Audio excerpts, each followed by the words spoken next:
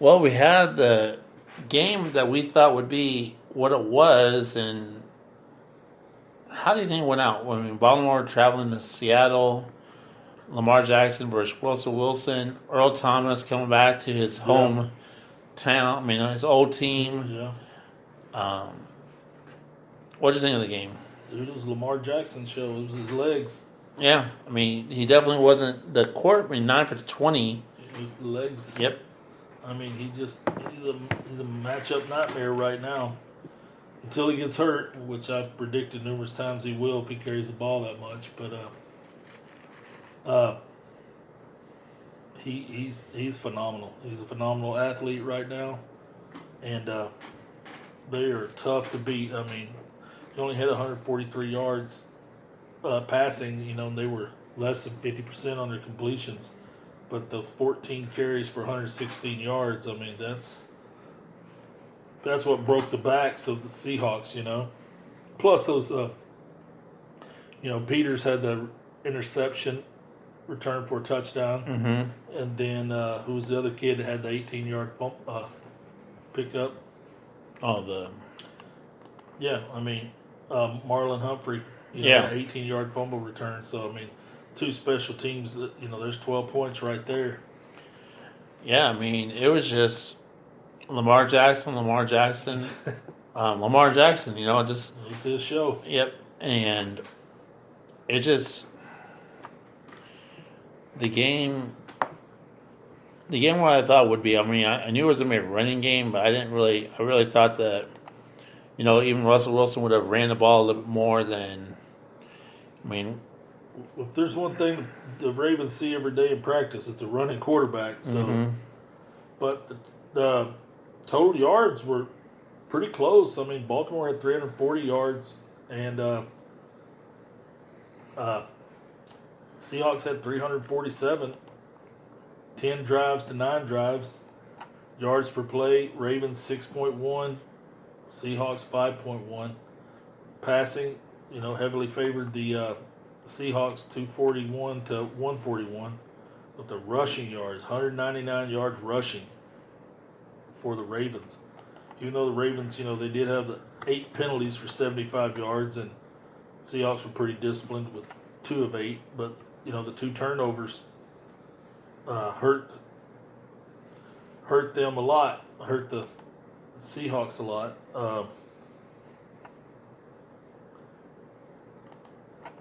Third down efficiency, the Ravens were only 5 of 13, and Seahawks were 10 of 17, so much better percentage there. But I mean, I'm looking at the AFC North right now. You got the Ravens are up by 3 games in that division. I know everybody's. They're 5-2, and the nearest team is the Browns at 2-4. Yeah, dude. And then you got Steelers 2-4, and then you got the 0-7 Bengals. Wait, so Steelers and Browns have the same record? The same record. Wow. The darlings. Yeah, the ones that we were, and the Browns, the one that we were that we had to eat all their televised marquee games, and they have 2 wins. Yeah. Their front office is just not good right now. They're trading and trading away offensive linemen and stuff like. But you got the Seahawks now; they're 5-2, right behind the Niners, and then you got the 4-2 Rams, and then you got there's a wild card team coming out of that division. Oh yeah, you can bet on that. There won't be a wild card coming out of the East. No, and probably won't be a wild card coming out of the NFC South. So it'll be the West and the Central where the wild card teams are coming from. So that's what other game you want to tackle next? You want to do this? Let's talk about these 2 big defensive teams that just faced off with the Saints versus the Bears. Man, that New Orleans Saints game and Chicago Bears was a crazy game. I mean, Bridgewater, 23 of 38, 281, 2 touchdowns. The Saints survived 36-25, but what with the Bears? Like, what is going on with that team? Why would you throw, if you got Mitch Trubisky as your quarterback, Why would you throw the ball 54 times? That is stupid. You don't have Dan Marino over there. You have Mitch Trubisky. I mean, he was getting booed. I mean, I watched that game. well, they didn't do him any favors. They shouldn't No. have been calling those plays with him in there. He's not Patrick Mahomes. You could have drafted Patrick Mahomes if you wanted that. But you drafted this kid. Your offense doesn't fit what he does or what he's good at, or if he's even good at anything. And just horrible game planning, boy. Just awful. I mean, do you agree that he is the Rex Grossman? Or worse. I mean, and you know, and I understand it. They only had 17 yards rushing when you count the sacks that they had. 17 yards. I mean, professional football team, 17 yards rushing. Compared to the 151 that the Saints had. I mean, you didn't even try. 7 carries. Oh no, let's throw with Mitch. God. So if you're doing that, they're just teeing off and coming. You're not even trying to get them to play respectable. I mean, that somebody needs to be talking to those coaches about that. Like, what did you think? You know, you got the skittish quarterback who, by the way, is just coming off a shoulder injury, and you set him back there and throw all the time and let them just tee off. Good gosh. You know, I don't even know if it's a positive or not. The Bears had a total tackles of 65 to compare to the 48 the Saints had. I don't know if that's a positive or a negative, or they just ran out of players to, you I know. don't know. That was. I mean, do you think the Bears are done? Well, I mean, yeah. If that's the way they're going to call their offensive, yeah, they're done. They're not making the playoffs.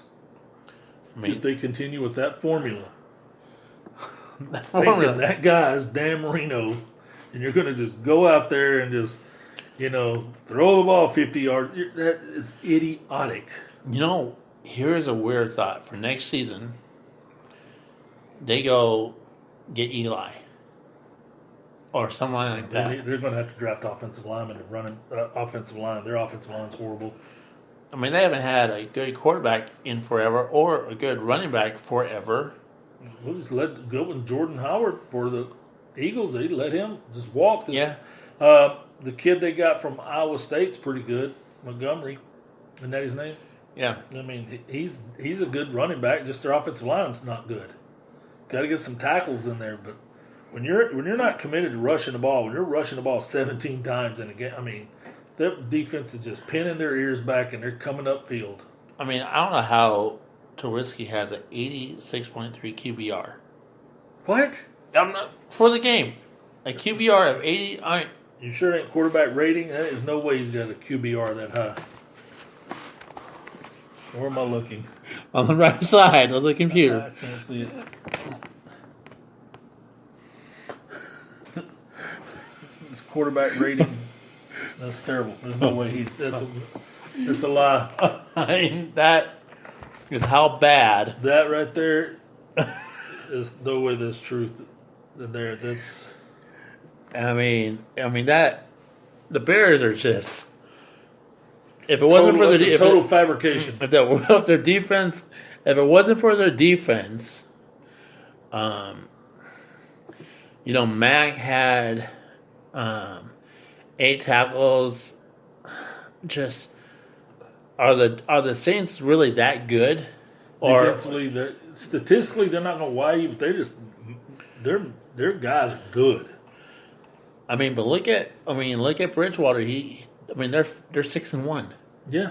Well, they're just playing within themselves. They're just keeping the games close. They're not, they're not turning the ball over. They're just making a living on those 10-yard passes. And, that Teddy Bridgewater has a certain set of strengths. He can't throw deep, so that's what they do. They throw short. And I mean, the time of possession for the Saints, 37 minutes to compare to 22 minutes for the Bears. well, because they're throwing the ball incomplete. They're coming off stopping the clock, and the other team gets the ball back. You don't think that Bears defense is mad about all that? Oh my gosh! Total yards, 424 to 252. Yeah, Yeah, that time of possession, what that is, that's incomplete passes. That's 3 and outs, and the defense got to come running right back out there. Maybe 2 minutes rest, and they're furious. I mean, you're average 17 rushes. 17 rushes, 7 attempts, 2.4 yards compared to 4.3. I mean, it wasn't still the running game wasn't great for the Saints, but they pulled off the win. For effect, though. I mean, all the time it's not necessarily about yards. It's about for effect. They had 35 attempts. That means you can't just tee off and come and get Bridgewater. You got to play and respect the run. They might not get a lot of yards. Parcells used to believe in that. He used to coach that up. You run the ball X number of times, keep the defense honest. Well, the Bears these guys figured out, they're not running. We're just going to pin our ears back and go get that quarterback. And with a talented front like the Saints have, okay. Yeah, we'll definitely take you up on that one. But I think the Bears season's done with. I think they're if they're going to coach like that, they're done. throwing the ball 54 times with him, not with Dan Marino, not with Joe Namath. Him, Mitch Trubisky. Well, let's talk more of a positive game and Big D, and we got the Philadelphia Eagles traveling to Big D for the Sunday night football game. Was it all we thought it would be? We'll let you know. Well, we got the game of the night and probably the top viewership of Sunday games is Philadelphia Eagles traveling to Dallas. Yeah. Not just saying what all happened in Dallas, but there were some tornadoes going around in our neighborhood during this game. And tornadoes there, and there was a tornado called the Dallas Cowboys offensive line in Arlington last night. They were too physical.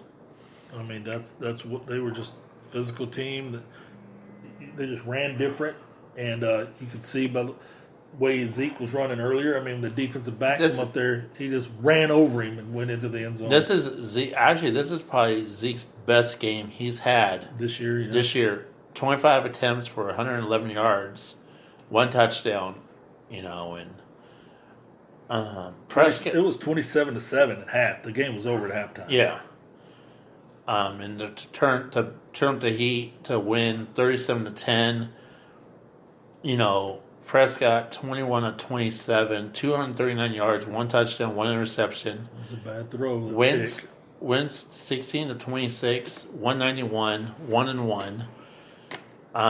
But it just, you look at every inch of that game. I mean, Cooper stepped it up. Yeah, I mean, he literally Wednesday or Thursday they stuck a needle in his leg to drain the blood out of it because he had a bruised quad.